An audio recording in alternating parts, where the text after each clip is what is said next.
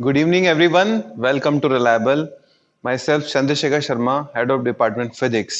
आप सबका रिलायबल परिवार की ओर से हार्दिक स्वागत करता हूं। आज IIT JEE एडवांस का जो मोस्ट अवेटेड पेपर है, फाइनली वो एग्जाम कंडक्ट हुआ। बहुत सारे बच्चे उस एग्जाम को देने गए डिस्पाइट ऑफ कोरोना थ्रेट, और बच्चों ने जो पहले और दूसरे पेपर के हम लोगों को क्वेश्चंस मेमोरी बेस्ड बताए, उस बेसिस पर हम लोगों ने क्वेश्चन पेपर रेडी किया है। फिलहाल हम लोग फर्स्ट पेपर के लगभग 11 क्वेश्चंस को रिट्रीव कर चुके हैं। और देखिए, क्योंकि क्वेश्चंस मेमोरी बेस्ड हैं, तो कई बार क्या होता है कि कोई डेटा मिस हो जाता है। कई बार क्वेश्चन की जो ओरिजिनल थीम होती है उसमें भी थोड़ा चेंज आ जाता है। लेकिन हमारी जो टीम है रिलायबल की, फिजिक्स की पूरी टीम है, उसने काफी मेहनत से क्वेश्चन तैयार किए हैं। तो इस पूरी जो हम लोग प्रोसेस करते हैं क्वेश्चन के रिट्रीव करने का मेमोरी बेस्ड, इसके पीछे जो एक मात्र मकसद होता है वो ये होता है कि जो बच्चे आज एग्जाम दे के आए हैं उनके मन में चिंता रहती है कि उनका क्वेश्चन सही हुआ कि नहीं हुआ, और वो आराम से आज उन क्वेश्चंस का एक आइडिया ले सकते हैं और ये अंदाजा लगा सकते हैं कि उनका स्कोर कैसा हुआ, और अपने आगे की प्लानिंग्स को कर सकते हैं। तो ये जो क्वेश्चन पेपर था बच्चों, जो पहला, आज हम सबसे पहले फर्स्ट पेपर के सॉल्यूशंस आपको देने वाले हैं।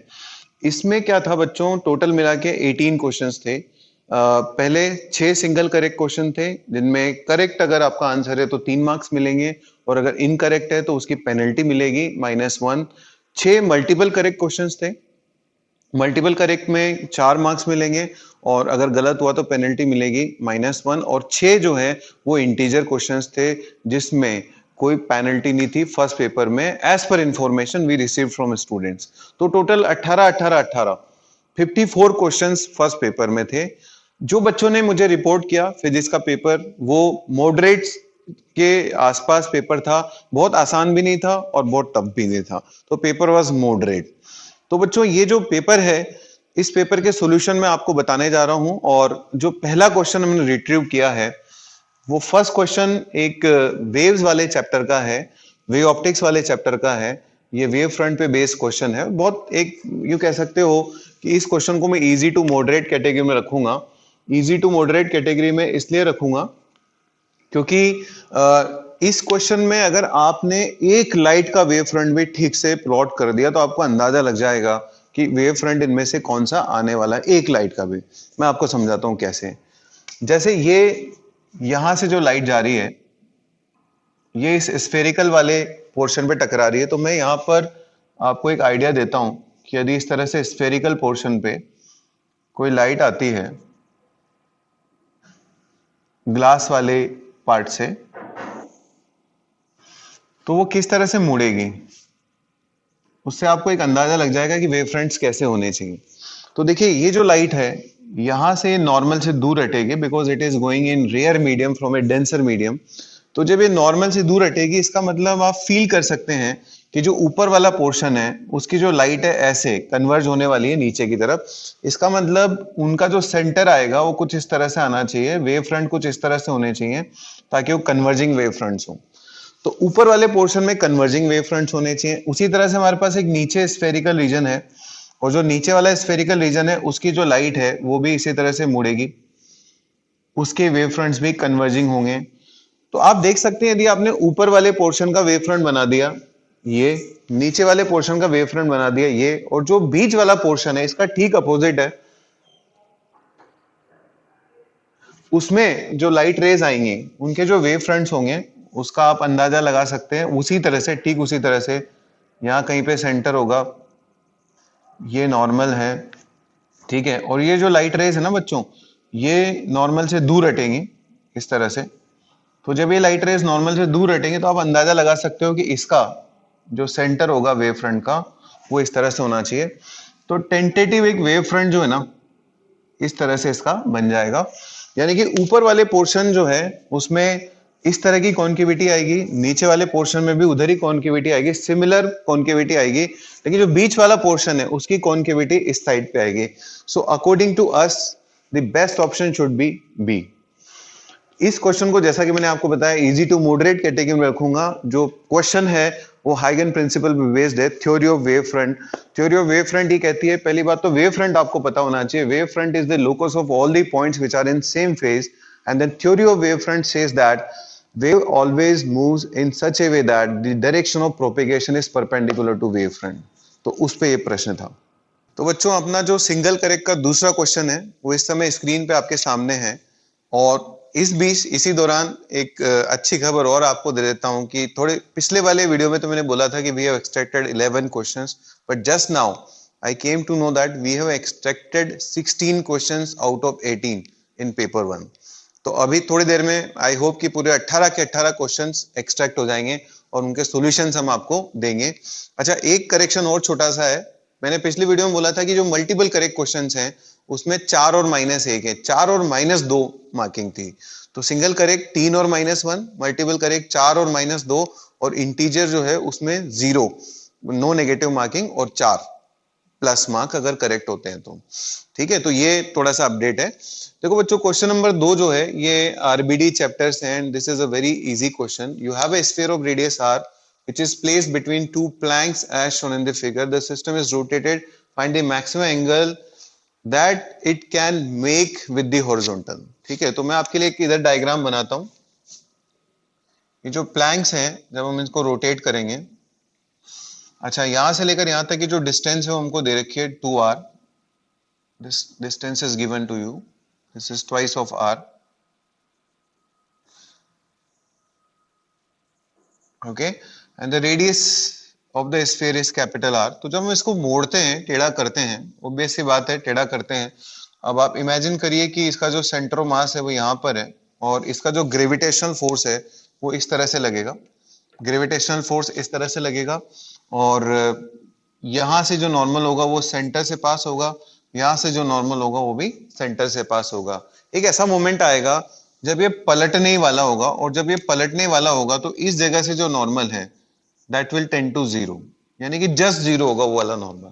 तो जिस मोमेंट पे ये वाला नॉर्मल जस्ट 0 होगा और ये पलटने वाला होगा, उस मोमेंट पर हम लोग ऐसा बोल सकते हैं कि ये जो ग्रेविटेशनल फोर्स होगा, ये डायग्राम थोड़ा मैं करेक्ट कर देता हूं, थोड़ा सा और बेटर डायग्राम बनाते हैं।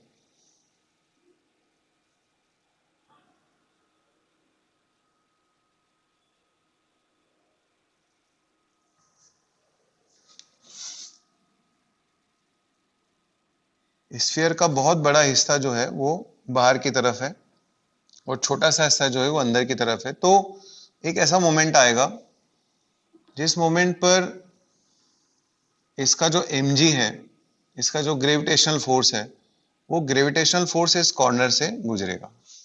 सो I am waiting for that moment. अब क्या हो रहा है समझो, पहले आपका mg इधर से गुजर रहा था, इसका मतलब इस पॉइंट के बाद टॉर्क ऐसे लग रहा था, कांटेक्ट छूटने के चांस नहीं थे, यानी कि इस पॉइंट के बाद पलटने के चांस नहीं थे।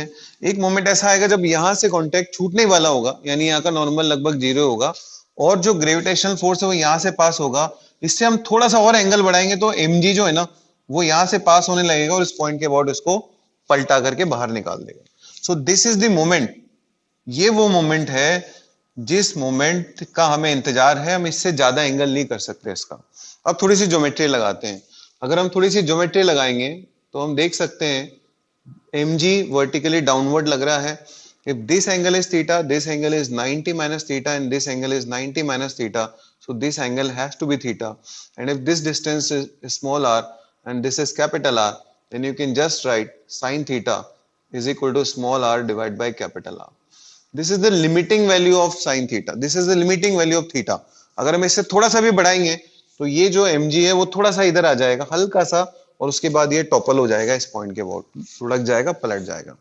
ठीक है, तो मेरे हिसाब से इसका करेक्ट आंसर होना चाहिए ए, जो कि एकदम क्लियर कट सिंपल सा क्वेश्चन था। आपको बस एक टॉर्क की इक्वेशन लिखनी थी, या ये कह सकते हो आपको बस एक कंडीशन लगानी थी, उस मोमेंट का इंतजार करना था जब ग्रेविटेशनल फोर्स इस कॉर्नर से गुजरेगा, उसके पहले पहले इसके लेफ्ट साइड से गुजर रहा था। तो इस क्वेश्चन को मैं इजी से मॉडरेट कैटेगरी में रखूंगा। वैसे आईआईटी की जो तैयारी करते हैं बच्चे, वो इस तरह के खूब सारे क्वेश्चंस ऑलरेडी प्रैक्टिस की कर चुके होते हैं, तो उन बच्चों के लिए कैटेगरी इजी ही रहेगी। तो बच्चों हमारा जो नेक्स्ट क्वेश्चन है, that question is from EMF chapter and capacitor also. Capacitor का तो बच्चों नाम है. Basically this question is from EMF chapter and it is based on torque and impulsive torque. आपको बता दूं, आई थिंक 1996 या 1995 जेई एडवांस में एग्जैक्टली सेम क्वेश्चन पूछा गया था. वो क्वेश्चन था गैल्वेनोमीटर का. उसमें गैल्वेनोमीटर कॉइल में इसी तरह से क्यू चार्ज बहाया गया था and that was a fantastic question. उस पे कॉम्प्रिहेंशन बनने के चांसेस हमेशा रहेंगे भविष्य में. तो जो बच्चे अगले साल या उसके अगले साल आईआईटी एडवांस एग्जाम देंगे, वो इस क्वेश्चन के साथ 1996 वाला जो ईएमआई का क्वेश्चन था, इलेक्ट्रोमैग्नेटिक इंडक्शन भी था उसके अंदर इंपल्स भी था, ये वो क्वेश्चन जरूर एक बार और ट्राई करना, गैल्वेनोमीटर वाला. क्वेश्चन बहुत सिंपल है. यहां से जब इसमें करंट बहता है and that is an impulsive current because in a very short duration it is getting discharge. तो इसका जो क्यू चार्ज है वो बहुत फास्ट, बहुत तेजी से इस कॉइल में से निकलेगा. तो हम लोग ऐसा बोल सकते हैं कि जब कोई कॉइल किसी मैग्नेटिक फील्ड में होती है और उसमें करंट बहता है तो उस पर एक टॉर्क लगता है, और वो जो टॉर्क लगता है उस टॉर्क की वैल्यू होती है N I A B. But this is an impulsive torque. Within a fraction of second entire charge is going to flow through this coil, यहां से होते हुए ऐसे. अब देखिए, जब हम इस टॉर्क को इंटीग्रेट करेंगे तो एक इंपल्स मिलेगा and that impulse will give you angular momentum final minus initial angular momentum which was 0. So if you integrated both sides n I a b dt, तो आप बोल सकते हो n number of turns constant है, I into dt को मैं लिख सकता हूं q, a which is pi r square into magnetic field. इसका मतलब जैसे ही हम यहां कोई स्विच मान लीजिए है, जैसे हम उस स्विच को ऑन करेंगे, ऑन करने के तुरंत within fraction of second entire charge is going to pass through this coil and it will provide an impulse और अचानक से घूमना शुरू कर देगी. इसमें क्वेश्चंस और बन सकते थे, जैसे कि आपसे इसमें काइनेटिक एनर्जी पूछी जा सकती थी, एंगुलर स्पीड पूछी जा सकती थी, और एक क्वेश्चन बन सकता था जो उस क्वेश्चन में था जो आईआईटी में पहले आ चुका है. यहाँ पे स्प्रिंग लगाई हुई थी, उसमें पूछा हुआ था कि बताओ ये कॉइल मैक्सिमम कितना रोटेट करेगी. तो एक तरह से आप वहां पे वर्क एनर्जी थ्योरम लगा सकते हो और बोल सकते हो कि what ever kinetic energy it is acquiring, all that kinetic energy is going to store in a spring. So it could have been a better question, but still ये एक अच्छा क्वेश्चन है और आई होप ज्यादातर बच्चों ने इस question को कर दिया होगा. और इस क्वेश्चन को मैं इजी कैटेगरी में रखूंगा. मैग्नेटिक फील्ड चैप्टर का इजी कैटेगरी का ये क्वेश्चन है, सिंगल करेक्ट.